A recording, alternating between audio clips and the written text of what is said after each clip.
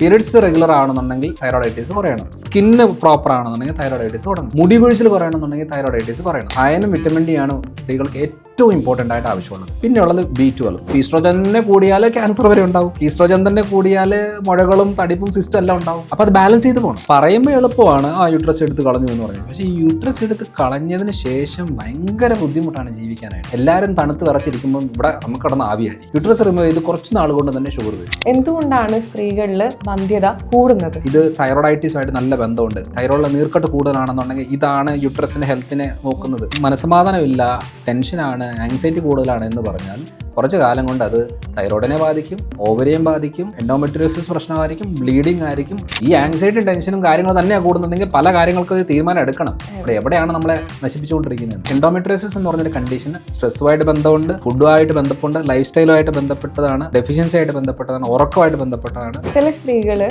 Sex ചെയ്യുമ്പോൾ ഈ vaginal part സംഭവിക്കാറുണ്ട്. അതെന്തുകൊണ്ടാണ്?